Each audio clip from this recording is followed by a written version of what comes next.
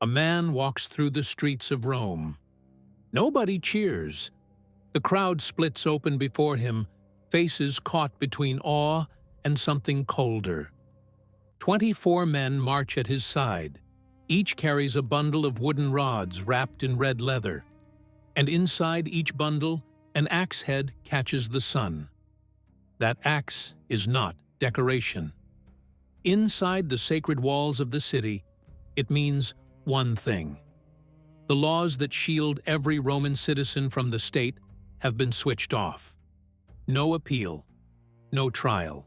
A death sentence can fall on any neck, and no one can stop it. This man is not a king. Rome had bled for centuries to be rid of kings. He is worse. He is a dictator, a living weapon the Republic pulls out only when it believes it is about to die. And that image was meant to be only half the story. The other half was a fairy tale, an ideal built to keep the monster leashed. His name was Lucius Quinctius Cincinnatus.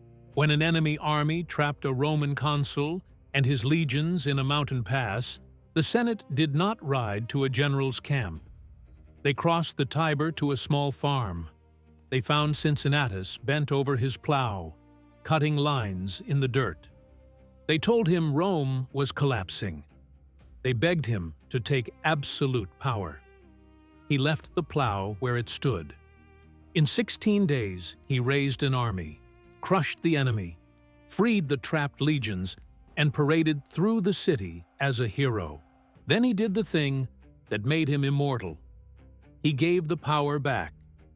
He resigned and walked home to his fields, wanting nothing more than the life he had set down. That was the dream. Total power in the hands of a man good enough to release it. But what happens when that same weapon lands in the hands of men who will never let go? What happens when the tool built to save Rome from its enemies becomes the blade its own citizens use to carve the state apart from the inside?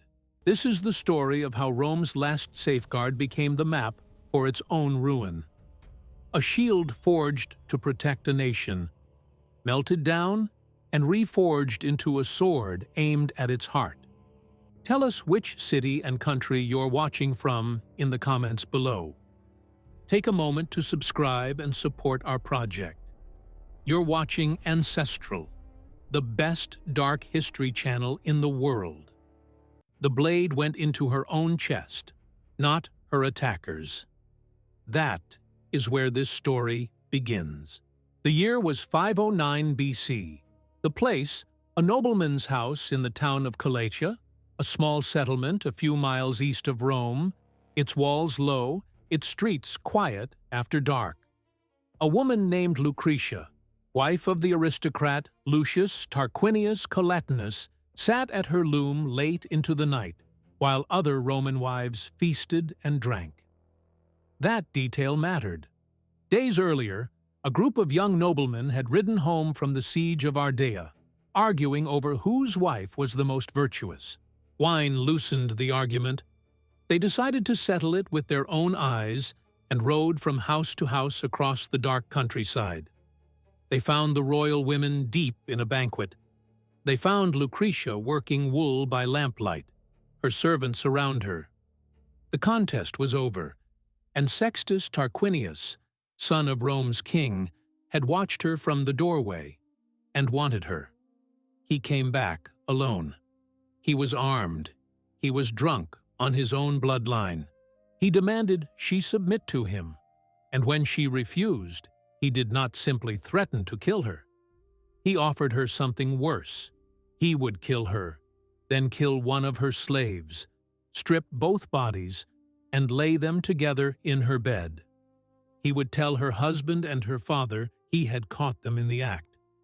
Her name would rot. Her family would carry the shame for generations. He would murder her honor before he ever touched her life. Trapped, Lucretia submitted. But the story was not over. It had barely started.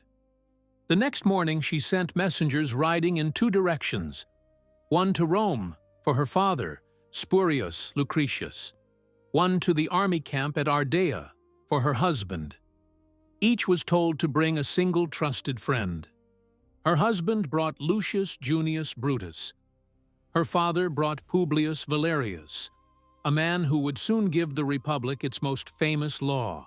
When the men arrived, they found her seated in her chamber, dressed in mourning, her face already the face of the dead. She told them everything, not through tears, through cold, ordered facts. She named the man. She named the night. Then she made them swear to avenge her. Once the oath left their mouths, she pulled a dagger from the folds of her dress. Before a single hand could reach her, she drove it into her own heart. She had hidden it there for exactly this. She fell forward. Blood spread across the floor. Brutus knelt, gripped the wet handle, and tore the blade free. Until that moment, everyone in the room had thought Brutus a half-wit. He had played the fool for years to survive under a king who murdered rivals in their beds. His own brother had been one of them. The name Brutus itself meant dullard, and he had worn it like armor. Now the mask came off. He raised the dagger high and swore a second oath. By her blood, he would hunt down the king, Lucius Tarquinius Superbus, and his whole family with fire and iron. And he swore something larger. Never again would any man rule as king in Rome. They carried her body into the Forum of Collatia and set it down in the open for the crowd to see. Brutus stood over it and spoke, not of grief, of the king's crimes, the murders, the labor gangs driven into the sewers under the whip, the son who had done this thing in the night. The crowd that gathered was armed by the time he finished. They marched on Rome. When the king rode back from Ardea to save his throne, he found the gates shut against him.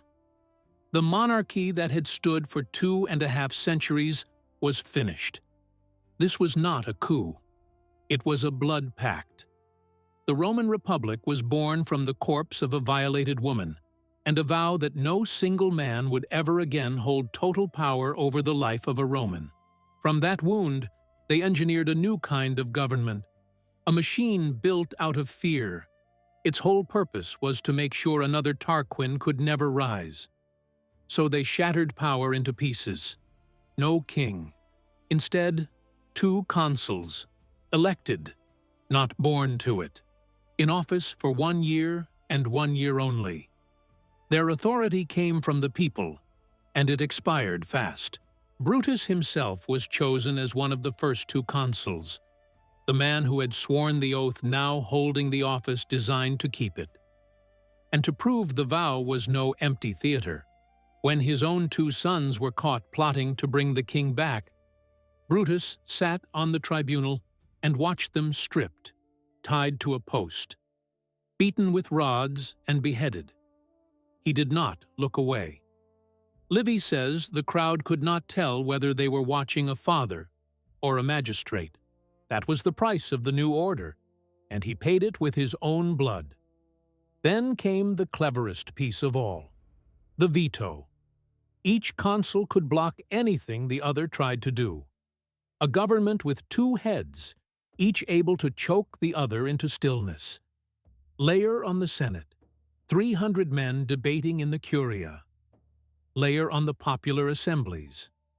Layer on the law of Publius Valerius, the provocatio, the right of any citizen to appeal a death sentence to the people. Together, they built a masterpiece, a state armored against tyranny from the inside. It worked beautifully in peacetime. With an enemy at the gates, it was a suicide note. Picture the moment. A scout rides through the Colline Gate, his horse dripping foam, screaming that an army from Veii is 3 days' march away. The Forum floods with noise. Merchants abandon their stalls. Mothers pull children off the streets. Rome has to move. But the 2 consuls that year despise each other more than they fear any enemy. One, a hardened soldier, wants the legions marched out at once to meet the threat in open ground. The other, a careful politician, wants everyone behind the walls, waiting out a siege, saving Roman lives. The soldier orders the army to muster. The politician vetoes it. The politician tries to stockpile grain for a long siege. The soldier vetoes that. The enemy marches closer. The two most powerful men in Rome are locked together, each canceling the other, neither able to win. The Republic, so afraid of one strong hand, had given itself two hands and tied them in a knot. The army stood frozen. The city lay open, and the people watched their perfect system fail them in real time. They needed an override, a way to shut the machine down and hand everything to one decisive will before the walls fell. That need gave birth to a monster. They called it the dictatorship. Tradition places the first one around 501 BC, only 8 years after the kings fell. The name of that first dictator is disputed even in the ancient sources, argued over by Livy and by Cassius Dio, which tells you how uneasy the Romans were to remember it clearly. Because the office was not created by a vote or a public debate. It was a ritual done in darkness. One consul, with the Senate's quiet blessing, walked out under a silent sky. Tradition demanded he stand on Roman soil. No approval from his colleague, no vote from any assembly. He simply spoke a name into the night. Nominatio. The man he named was now the dictator. In that instant, the entire constitution went to sleep. The consuls, supreme rulers a heartbeat earlier, dropped beneath him. The tribunes of the plebs, who could veto almost anyone, held nothing over him. The whole tangled machine stopped, and one mind took hold of everything. The Republic put its own soul into a coma to keep its body alive. The next morning, the shock hit the streets. A Roman knew the sight of a consul. 12 bodyguards, called lictors, walked ahead of him, each with a bundle of rods over his shoulder. The dictator got 24. He moved through the city behind a wall of official muscle, twice the shadow of any ordinary ruler. A signal every citizen could count with his own eyes. But the real message was in what the lictors carried. The fasces, a bundle of birch rods bound with red leather, the state's right to whip and to punish. For every other magistrate crossing into the sacred boundary of the city, the pomerium meant one thing. The axe heads came out of the bundle. Inside the walls, the power over life and death belonged to the people, and any citizen sentenced to die could shout the word provocatio and force an appeal. The dictator's lictors kept the axes in. That iron blade, carried openly through the forum, spoke to every citizen who saw it. The right of appeal is gone. The laws that shield you are switched off. I am the law now. Your life sits in my hand. Power like that terrified even the men who invented it. So they wrapped it in chains, not iron, tradition. Rules so old they felt like religion. The first chain was the causa, the reason. A dictator got no blank check. He was named for one task and one task only. It might be re gerundae causa, to fight a specific war. It might be comitiorum habendorum causa, to hold elections when the consuls could not. It might even be for a single sacred act. In 363 BC, during a plague that filled Rome with funeral pyres and emptied the markets, the Senate reached back into ancient memory. An old law said that in years of crisis, the highest magistrate must drive a nail into the right wall of the temple of Jupiter Optimus Maximus on the Capitoline Hill, beside the shrine of Minerva. The Etruscans had once counted their years by such nails, so they named a dictator for that one purpose. He climbed the hill. He raised the hammer. He drove the bronze nail into the temple wall, the sound ringing out over a frightened city. The job was finished. He resigned. His power ended exactly where his mission ended. The second chain was the one that mattered most. Time. 6 months. Maximum. Not 1 day longer. A clock started ticking the moment he was named, and everyone heard it. His power was borrowed, never owned. That 6-month wall was the sacred firewall, the single rule no one was ever meant to break. It existed to remind the man holding this weapon that he was a temporary rescuer, not a master. And in the first 3 centuries of the Republic, it held. Dictator after dictator laid down the office and walked away, often before the 6 months even ran out. The machine, terrifying as it was, always switched itself back off, but rules alone could not hold it. The system needed a face, a ghost, an impossible standard of virtue to haunt every man who ever picked up the office. That ghost was Lucius Quinctius Cincinnatus. Livy tells it as the perfect model of duty, and Cicero would later hold it up as the definition of a good citizen.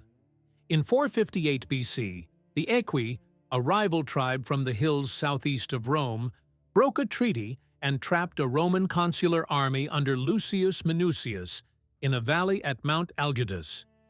Their commander, Gracchus Cloelius, had already mocked a Roman embassy sent to protest, telling the envoys to complain to an oak tree instead of to him.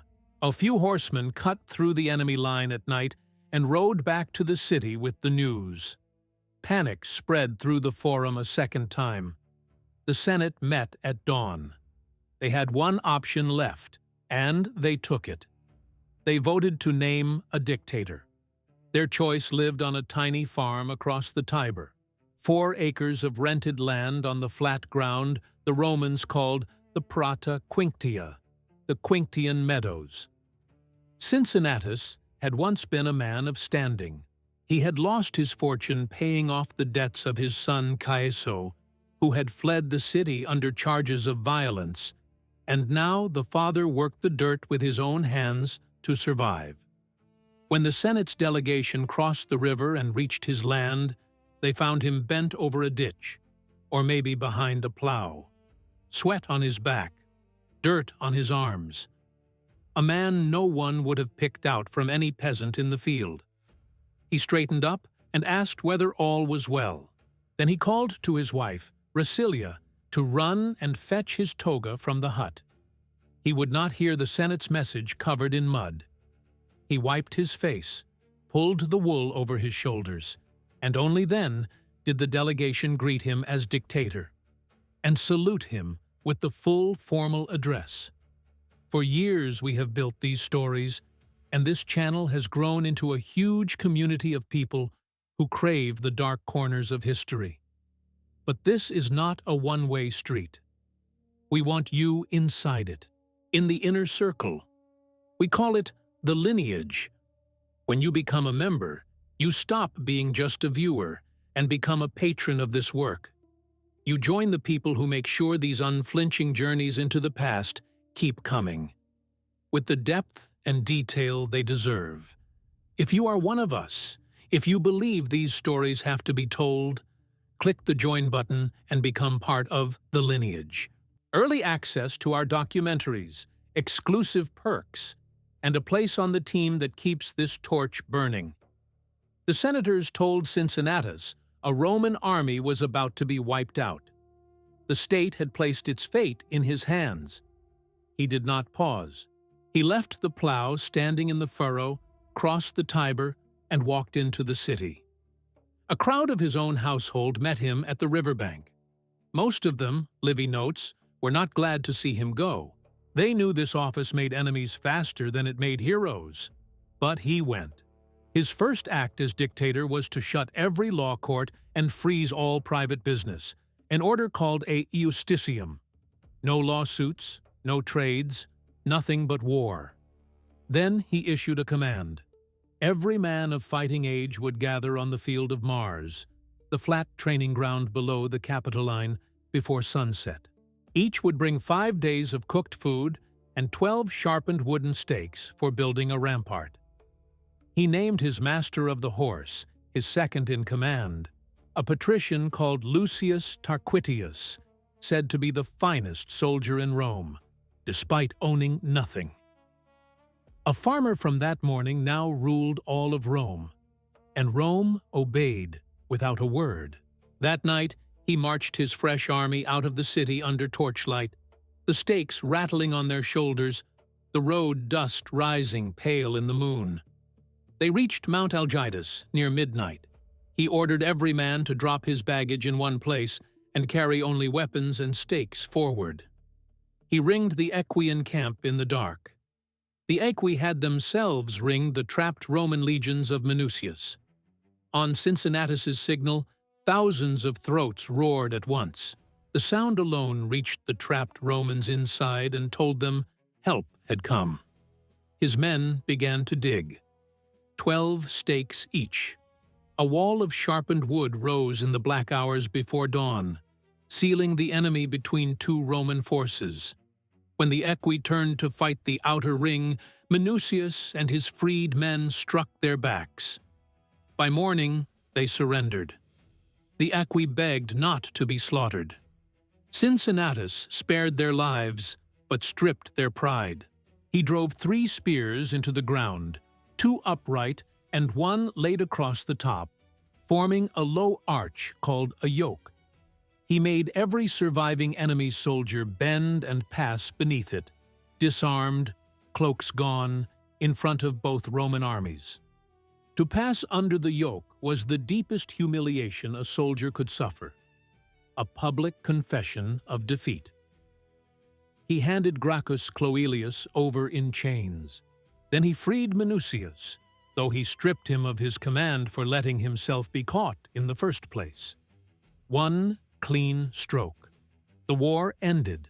Cincinnatus returned to Rome and marched the beaten enemy commanders through the streets in triumph, the plunder carried behind them, the crowds lining the sacred way to watch a farmer ride as conqueror.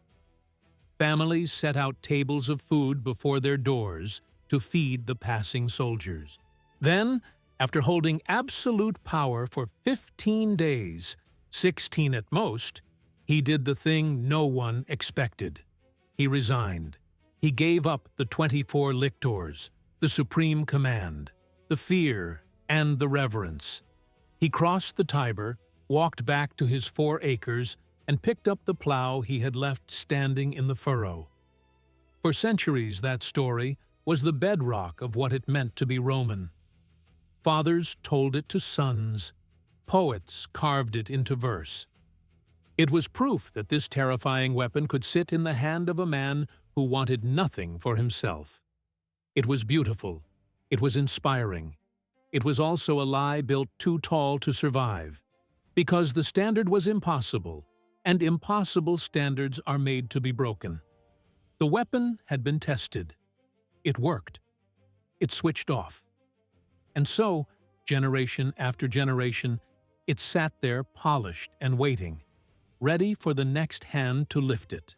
In time, a man would reach for it who did not look at Cincinnatus and see a hero. He would look at that story of a man who handed everything back after 16 days, who walked away from absolute power to go dig ditches in a rented field. And he would see a fool. For over a century, the weapon lay untouched. After Hannibal was beaten at Zama in 202 BC, Rome simply stopped naming dictators. No one abolished the office. It just gathered dust. The reason was geography. Rome's wars were no longer knife fights against tribes a day's ride from the walls. They were long campaigns across the sea, in Greece, in Africa, in Spain, fought by professional armies under generals who held command for years at a time. A 6-month emergency dictator made no sense in a world that size, so the office became a fossil. a clause in the law books, a tale old men told about the days when Rome was small and afraid. The axes came out of the fasces. The fear faded. The city grew comfortable. Sure, the monster was dead. It was only sleeping, and the world around it had changed in ways that made it easy to wake. The conquest of the Mediterranean had poured wealth into Italy and broken the old order. Rich men bought up the farmland while soldiers were away at war, working it with slaves taken by the thousand from conquered lands. The small farmer, the backbone of the old legions, drifted into Rome landless and hungry. The Gracchi brothers, Tiberius and Gaius, had tried to give that land back to the poor a generation earlier. Both were killed by mobs of senators and their clients. Tiberius clubbed to death near the Capitol with the leg of a bench, his body thrown in the Tiber. Rome had already learned that politics could be settled with blood inside its own streets. The man about to wake the sleeping office had no interest in saving Rome. He wanted to own it. His name was Lucius Cornelius Sulla, a patrician from a family that had slid into poverty, raised in rented rooms among actors and dancers. A man who read Greek poetry and collected fine statues, who kept a stage comedian named Metrobius as a friend all his life, and who could order a massacre with a calm face. Plutarch says his eyes were pale blue, and his face blotched red and white, like a mulberry dusted with meal. Men who saw it up close said they never forgot it. In 88 BC, he was one of the two consuls, and he had just won the command every ambitious Roman dreamed of. He would lead the legions east against Mithridates, king of Pontus, who had ordered the massacre of tens of thousands of Roman and Italian settlers across the province of Asia in a single coordinated day. The war promised plunder and glory beyond counting. Then it was stolen from him. His rival was Gaius Marius, past 70, the general who had saved Rome from the Cimbri and Teutones decades before and reshaped the army into a professional force. He could not let go of the fight. While Sulla was outside the city at Nola readying his troops, Marius allied with a radical tribune, Publius Sulpicius Rufus, who forced a law through the assembly that ripped the eastern command from Sulla and handed it to Marius. To a Roman noble, dignitas was the whole of a man, his rank, his honor, his standing before the eyes of the city. This was not a defeat at the ballot. It was theft of everything he was. So Sulla did the unthinkable. He walked back to his 6 legions, men loyal to him and not to the Senate, and asked them what they thought. They understood. When the officers Marius sent arrived to take command, the soldiers stoned them to death in the camp. Then the whole army turned toward Rome. For 5 centuries, no Roman army had crossed the Pomerium, the sacred line around the city, under arms. It was the oldest taboo in the state, the wall that kept soldiers out of politics. Sulla's own officers understood what he meant to do, and they abandoned him. Everyone but a single quaestor walked away, rather than share the guilt. Sulla did not slow down. Rome had no army inside its walls to stop him. The people fought with what they had. They climbed onto their roofs and hurled tiles and stones down into the streets at the advancing men. They could not believe their eyes. These were not foreigners. These were legionaries under the eagles of Rome, storming Rome. Sulla ordered fire arrows shot into the buildings to clear the rooftops, and the smoke rose over the Esquiline as the first houses caught. He rode through the streets on horseback, directing the columns. He took the city. Sulpicius was hunted down and killed, betrayed by one of his own slaves. Sulla freed the slave for the deed, then had him thrown off the Tarpeian rock for betraying his master. Marius fled south, hunted, hiding at one point in the marshes near Minturnae, chin deep in mud. before slipping across to Africa. A Roman general had used his army not to guard the Republic, but to grab it. The taboo was in pieces. The blood was in the water. Sulla left for the east and his war. He sacked Athens in 86 BC, breaking in near the sacred gate at night, and let his men loose until the streets ran red, and he finally called them off. But while he was gone, his enemies took Rome back.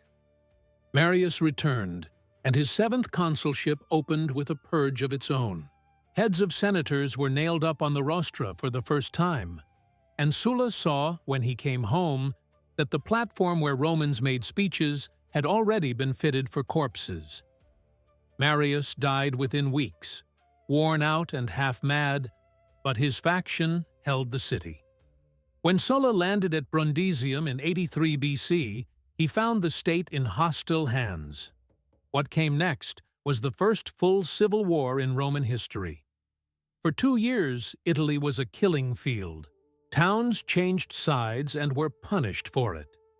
Young men joined Sulla and rose fast, among them Gnaeus Pompeius, barely in his 20s, who raised 3 legions from his father's veterans and won battles Sulla could not ignore.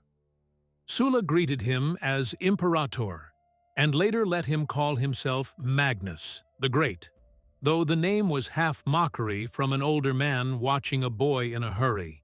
Then, at the Colline Gate, right outside Rome's walls in November 82 BC, Sulla broke the last enemy army in a night battle that nearly went the other way. His left wing collapsed.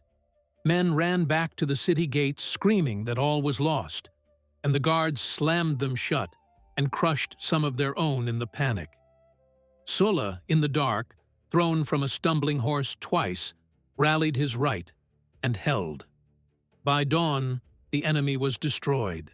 The Samnite leader, Pontius Telesinus, lay dead, and Sulla had his head carried around the walls of the town of Praeneste, where the last of his foes still hoped for rescue. He took thousands of prisoners. He had them driven into a public enclosure on the edge of the Campus Martius. Then he called the Senate to meet in the nearby temple of Bellona, goddess of war. As he began to speak, the screaming started. His soldiers were butchering the prisoners a few hundred paces away. 6,000 of them penned like cattle. The senators went pale. Some rose from their seats. Sulla did not pause. He told them, in an even voice, to pay attention to him and not mind the noise outside. It was nothing. Just a few troublemakers being corrected. The screaming went on until there was silence, and then he finished his speech. Now he ruled the city. But he held no office. He was not consul, not king. He was a warlord standing on a mound of corpses, and everyone knew it. Naked force was not enough. He wanted a legal name for what he had taken. Something old, something Roman, something that would dress his terror in tradition. So he reached into the dusty law books and pulled out the ghost. He would become dictator. But this was not the office of Cincinnatus. It was a mockery wearing its skin. There had been no dictator in over a century, and the men who could legally name one, the consuls, were both dead. So Sulla had the Senate appoint an interrex, a stopgap official from the days of the kings, a man named Lucius Valerius Flaccus. Flaccus then proposed a law to the assembly. The state was in chaos, it said, and needed a dictator. But not to fight a war, not to hold an election. The title was Dictator Legibus Scribundis et Rei Publicae Constituendi, dictator for the writing of laws and the settling of the state. Read those words slowly. They mean nothing and everything. They handed one man the power to rebuild Rome however he liked, with no line he could not cross, and he broke the last chain, the sacred one. The 6-month limit was gone. Sulla's dictatorship had no end date. He would hold it as long as he decided the state needed fixing. He had taken the emergency shield built for a quick defense against a foreign enemy and reforged it into a sword with no scabbard, aimed at the citizens of Rome.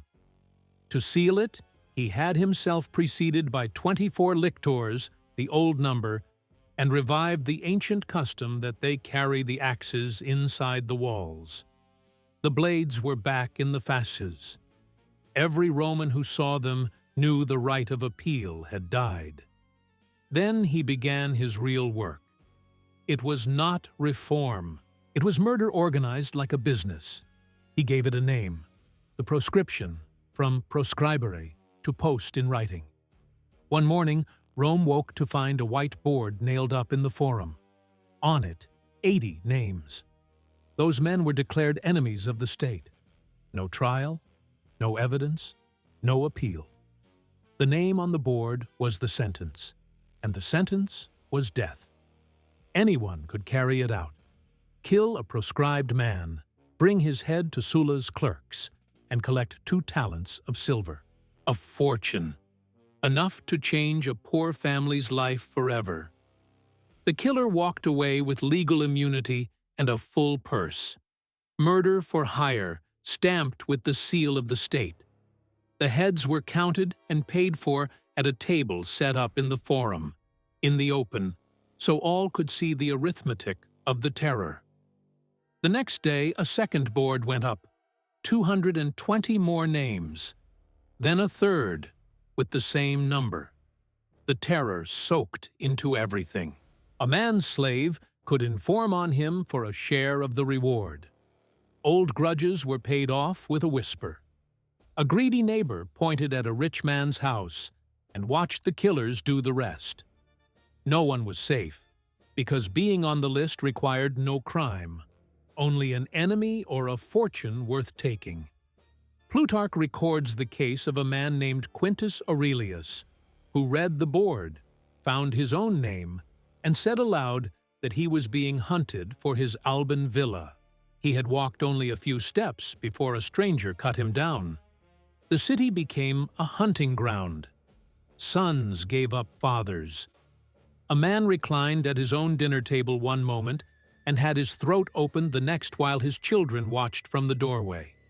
The heads of Rome's most honored men were stacked on the rostra, the speaker's platform where they had once given speeches, their eyes fixed open on the crowds below. Marius the Younger, cornered at Praeneste, chose his own death.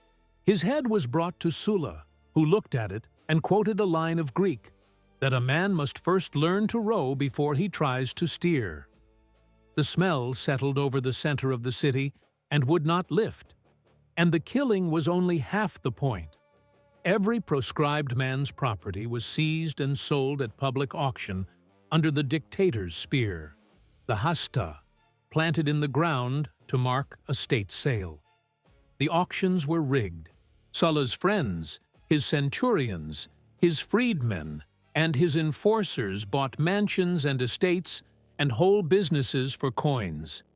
His freedman Lucius Cornelius Chrysogonus, a former slave, grew so rich he bought the property of a murdered man named Sextus Roscius for 2,000 sesterces when it was worth 250 times that, then tried to have the dead man's son killed to keep it quiet. A young lawyer named Marcus Tullius Cicero took the son's case and won it. The first great gamble of his life, made while Sulla still lived.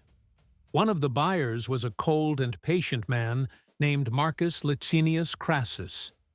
He built the largest fortune in Rome on this trade in dead men's homes and the fires that followed. When it was said he had slipped one extra name onto a list to grab a property he wanted, even Sulla cooled toward him and never fully trusted him again. The cruelty reached into the future, too. Sulla passed a law barring the sons and grandsons of the proscribed from ever holding public office, while still taxing them as citizens. He was not only killing men, he was erasing their bloodlines from Rome's story. He was salting the ground where his enemies had stood. The book that reconstructs this from the ancient record is a work of real scholarship, and it is the backbone of the story you are hearing right now. You can own it. Click the View Products button on your screen. It lays bare, step by step, how a republic is taken apart from the inside, and it belongs on your shelf. While you are there, look through the rest of the collection we have gathered. Not just books, dark memorabilia and objects tied straight to the stories we tell here. Open the shop shelf now and browse while we keep descending into the age of the tyrants. For more than a year, the terror ran, and Sulla, as dictator, rewrote Rome from the ground up. He stuffed the Senate with hundreds of his own men, doubling its size to around 600. Many of them plucked from the equestrian class, and even from the ranks of his officers. He gutted the tribunes of the plebs, stripping away the powers that let them protect the common people and block the nobles, and barred any man who held the tribunate from ever holding higher office, to kill the ambition that made the job dangerous. He fixed the order in which a man could climb the ladder of magistracies and set minimum ages for each. He rigged the whole machine so a narrow ring of aristocrats would hold power forever. To reward his soldiers, he settled around 120,000 veterans on land seized from the towns that had opposed him, planting loyal armed men across Italy. He freed 10,000 slaves of the proscribed and gave them his own name, the Cornelii, a private army of grateful men inside the city. He had murdered thousands, made his friends rich, wiped out his enemies, and bent the state to his shape. Then, in 79 BC, having done everything he set out to do, he did the thing no one saw coming. He laid it down. He stood before the people of Rome, resigned the dictatorship, and dismissed his lictors. He announced that any man who wished could call him to account for his years in power. He offered to answer for every drop of blood. He became a private citizen. Then he walked home through the forum with no guards, alone in the open, daring the city to touch him. Only one boy followed him, jeering, shouting insults the whole way. Sulla said nothing. He turned to the friends beside him and said this boy would make sure no future man in his position ever laid down such power. No one raised a hand. He retired to a villa on the coast of Campania, near Puteoli. He spent his last year among actors and singers, drinking from morning, hunting, fishing, and writing 22 books of memoirs. He finished the last of them 2 days before he died. The end, Plutarch says, came as his body corrupted from within, worms breeding in his rotting flesh faster than they could be cleaned away. A dispute with a local official enraged him. He ruptured something inside, vomited blood through the night, and was dead by morning. His funeral was the largest Rome had ever seen. His body was carried to the Campus Martius and burned, and the women of the city threw so much spice on the pyre that the smoke rose thick over the river. The wind and rain held off until the flames had done their work, then broke as if on cue. On his tomb he had ordered the words carved that no friend ever did him a kindness, and no enemy a wrong, without being repaid in full. That was his true legacy, not the blood, not the broken laws. Something worse. Proof. Cincinnatus had left the noble lie that a man could hold absolute power and give it back out of virtue. Sulla laid the ugly truth beside it, that a man could seize the state with a private army, use the ancient title of dictator to slaughter his fellow citizens for profit, remake the government to suit himself, and then walk away to a life of wine and comfort with no one to punish him. He had gone through the fire and come out not just alive, but the winner. He had written the manual. Every step laid out for anyone with the legions, the nerve, and the hunger to follow it. And in the shadows of those proscription lists, a young man who had barely escaped them was watching. He was 18, married to the daughter of Marius's old ally Cinna, and Sulla had ordered him to divorce her. He refused. Sulla stripped him of his inheritance and his wife's dowry, and put him on the list to die.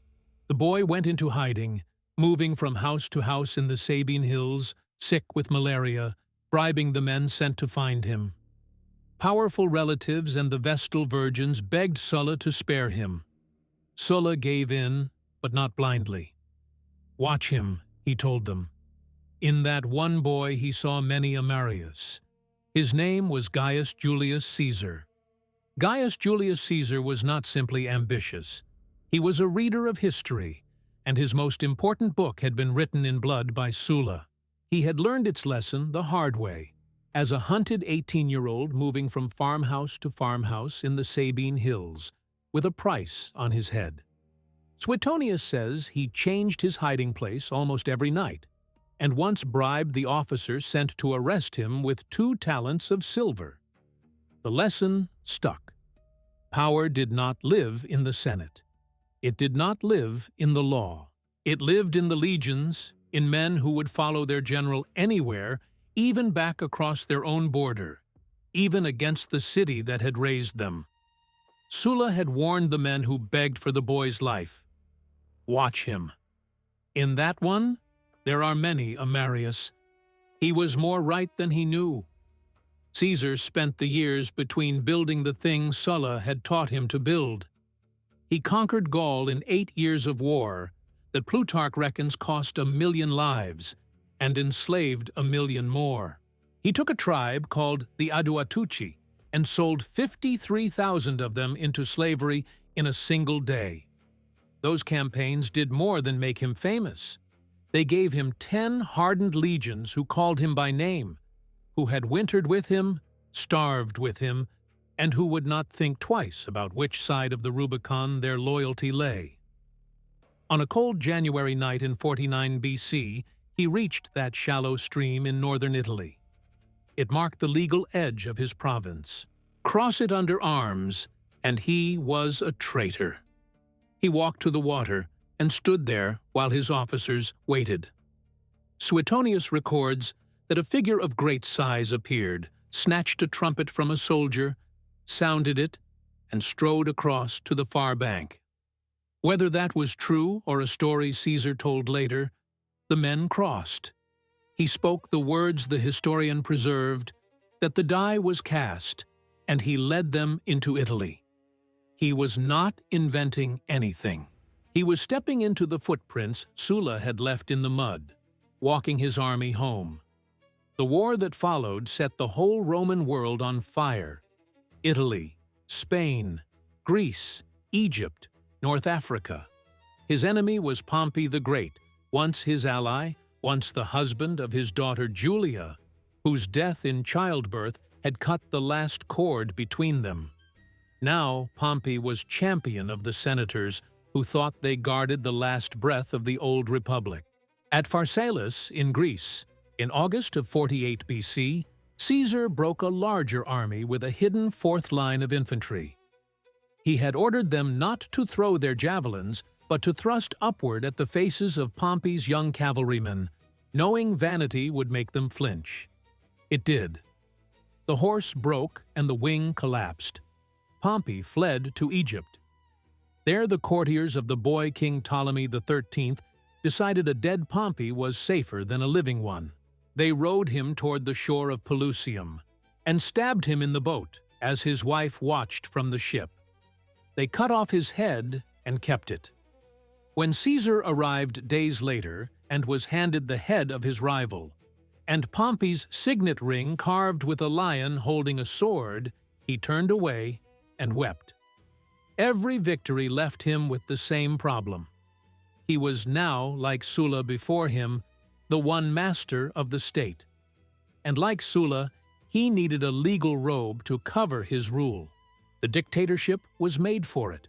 Old, Roman, already corrupted, already broken open by Sulla's hands. But Caesar was subtler than Sulla ever was. He would not seize it all in one grab. He would tighten the rope slowly, using the Republic's own laws, until the thing stopped breathing on its own. His first turn as dictator came late in 49 BC, arranged while he was still away.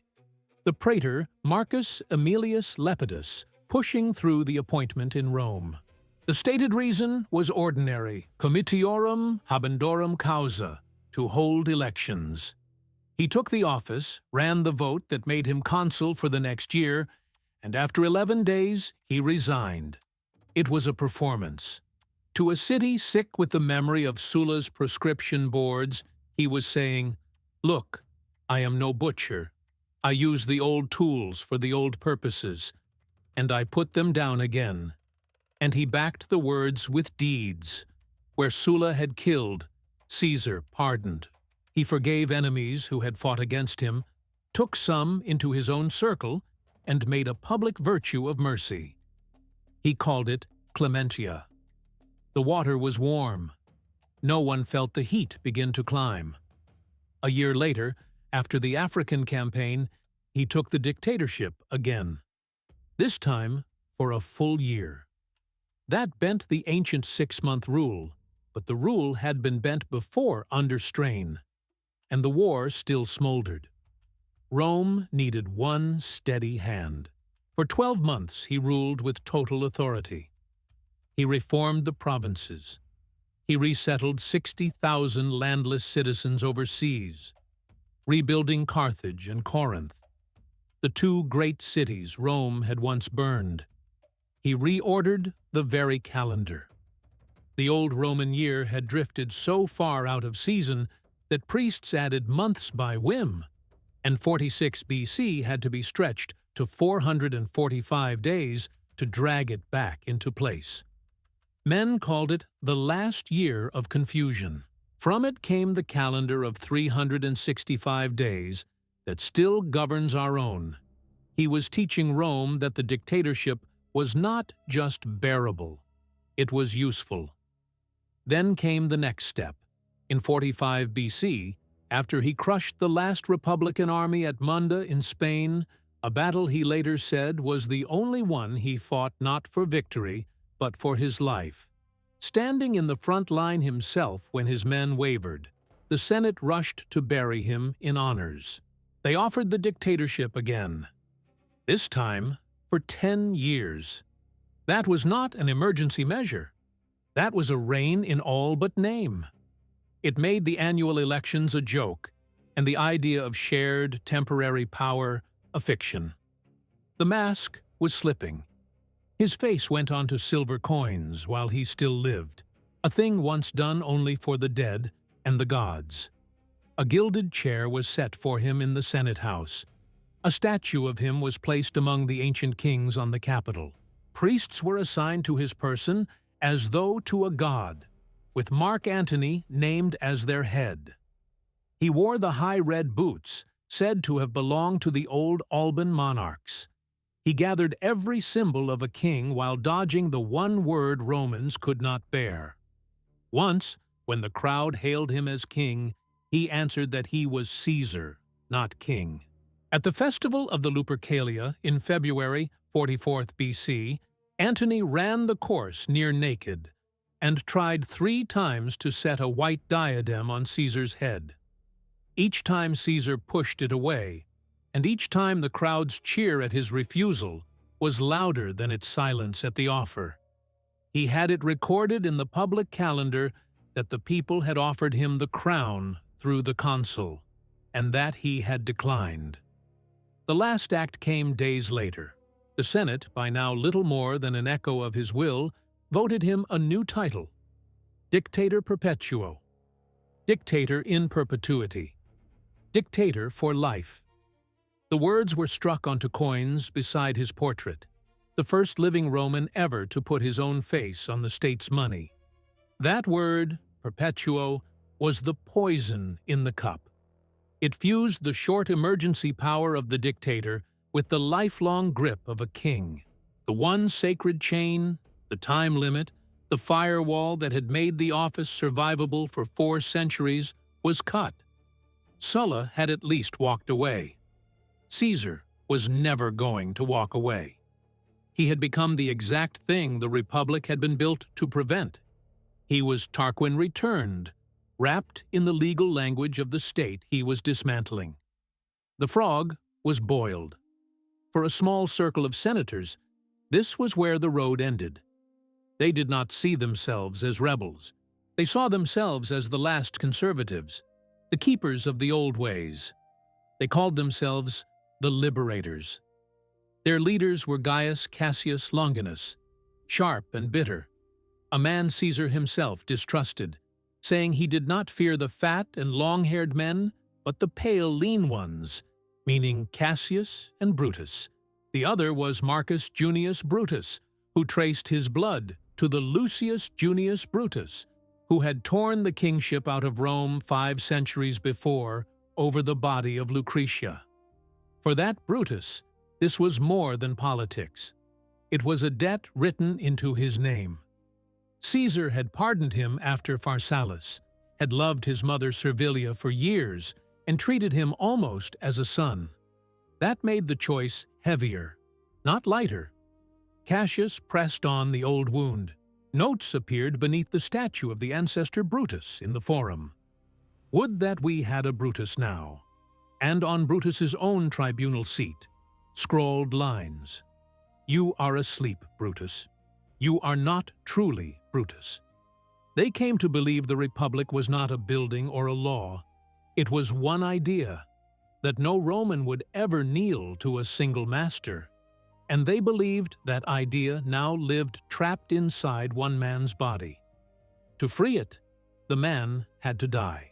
They chose the Ides of March, the 15th, 44 BC. 3 days before, Caesar had dined with Lepidus, and, when the talk turned to what death was best, said the best was the one that came unlooked for.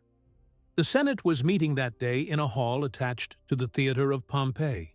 Because the old Curia had burned in the riots after the death of the demagogue Clodius and was still being rebuilt. The place carried its own cruelty. Caesar would fall beneath a statue of Pompey, the rival he had chased to a headless death on an Egyptian shore. More than 60 men were in on it. They carried daggers hidden in the cases meant for scrolls. That morning, Caesar almost stayed home. His wife Calpurnia had cried out in her sleep, dreaming she held his murdered body in her arms. The night before, the doors and windows of their bedroom had burst open on their own. A seer named Spurina had warned him weeks earlier to beware the Ides. He felt unwell and meant to send Antony to dismiss the Senate. Then the conspirator Decimus Brutus, a man Caesar trusted enough to name in his will, arrived and mocked the fear out of him, asking what the senators would say if told to go home and come back when Calpurnia had better dreams. Caesar rose and went. On the way, he passed Spurina and said the Ides had come and brought no harm. The old man answered that they had come, but not yet gone. A slave tried to reach him with a warning and could not get through the crowd. A Greek teacher named Artemidorus pushed a scroll into his hand that named the plot and begged him to read it at once. Caesar took it, but never unrolled it, pressed on by the throng at the door. Inside, a senator named Tullius Cimber approached with a petition, pleading for his exiled brother. The others gathered close as if to add their voices. Cimber caught both shoulders of Caesar's toga and dragged it down. Caesar shouted that this was violence. That was the signal. Casca struck first, a clumsy blow near the neck or shoulder that barely cut. Caesar spun, seized Casca's arm, and drove his iron writing stylus through it. Casca cried out in Greek to his brother for help. Then the pack closed.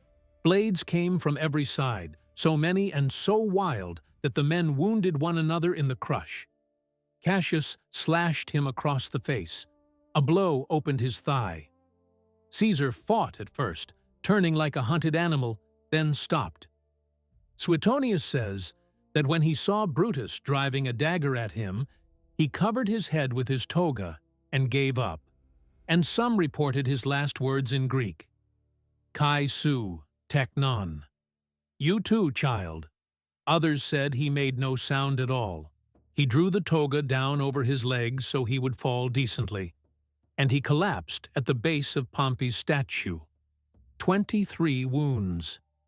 When the physician Antistius later examined the body, he found only one, a single thrust to the chest, that would have killed on its own. The liberators stood over him, hands red, daggers raised, and Brutus turned to speak to the Senate. But the hall was already empty. The senators had fled into the streets, and the panic spread through Rome. The killers marched to the Capitol with their bloody blades held high, calling out that the city was free. They had killed a man, and in killing him, they had signed the death warrant of the republic they thought they were saving. The murder restored nothing. It lit 13 more years of war. Within days, the mood turned. At Caesar's funeral in the Forum, Antony held up the dead man's toga, torn and stiff with blood, and read out the will. Caesar had left his gardens across the Tiber to the people of Rome and 75 denarii to every citizen. The crowd went mad with grief and rage. They built a pyre on the spot from benches and railings, burned the body in the open forum, and then took torches to hunt the assassins through the streets. They found a man named Cinna, a poet, mistook him for one of the conspirators of the same name, and tore him apart. But in the raw days after, one thing happened that speaks louder than any battle. The office of dictator was now so soaked in blood, so bound to daggers and tyranny, that Rome could not stand the sight of it. Within weeks, a law was passed, abolishing the dictatorship forever. It was declared cursed. Any man who tried to hold it, or even to propose it, could be killed on sight without trial. And the man who stood up to propose that law was Mark Antony, Caesar's most loyal officer, his fellow consul, the very man who days before had tried to crown him at the Lupercalia. He was the one who nailed the coffin shut. The tool had grown so toxic that the man who owed it the most had to disown it in public just to survive the new world. The last chapter belongs to Caesar's grandnephew and adopted heir, Octavian. He was 18, studying across the Adriatic at Apollonia, when word came that Caesar was dead, and the will had named him son. He crossed to Italy at once, cold, patient, and far shrewder than his years. After more than a decade of war, after he ground down Antony and Cleopatra at Actium in 31 BC, a sea battle off the coast of Greece where their fleet broke and Cleopatra's ships turned and ran, and after the two lovers took their own lives in Alexandria the next summer, he stood alone, the last warlord breathing, 33 years old, with the whole Roman world under his heel and the treasure of Egypt in his hands, enough to pay every soldier and drop the interest rates across Italy overnight. Like Sulla and Caesar, he held absolute power on the back of an army no one could beat. And a people exhausted by 3 generations of slaughter would have handed anything to whoever promised them quiet. They offered him everything. They even offered to raise the dictatorship from its grave for him. Cassius Dio records that the crowd pressed the title on him in the street. He refused it. Suetonius says he went down on one knee, pulled his toga from his shoulders, and bared his chest, begging them to take the offer back, because he had grasped the final lesson his father never learned. The name dictator was poison. It stank of proscription boards and the daggers of the Ides. The people would never bow to another dictator, but they would bow to a savior, So he gave them the performance of his life. He called it the restoration of the Republic. In January of 27th of BC, he stood in the Senate and announced he was laying down all his extraordinary powers and handing the state back to their care. It was a lie, a polished, elegant, necessary lie. The grateful senators, most of whom owed him their careers and their lives, begged him to stay. They pressed on him a bundle of authorities that, tied together, gave him more real power than any dictator had ever touched. The military command that came with a consul's rank across the provinces where the legions sat. The civil authority and the veto of a tribune of the plebs. Control of the grain, the courts of appeal, the making of war and peace. And they gave it to him for life.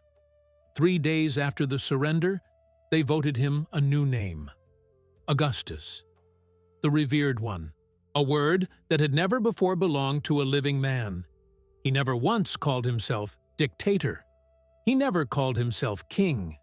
He took a plain title, princeps, first citizen, first among equals.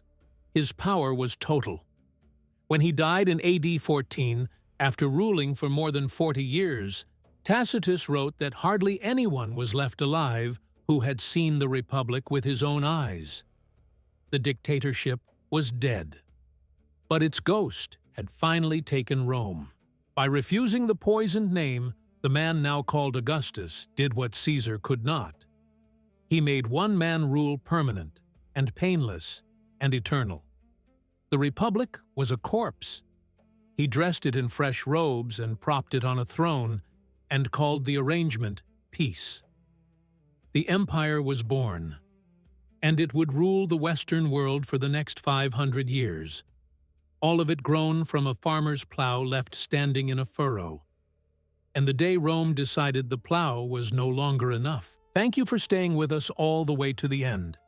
If you believe stories like this one deserve to be told, subscribe to the channel, tap like, and send this video to one person who needs to see how a free state talks itself into chains. You've just watched another premium documentary by Ancestral, your ultimate history hub on YouTube. Another video is opening on your screen right now. Click it. Keep walking with us into the darkest corners of the past. You need to see what comes next.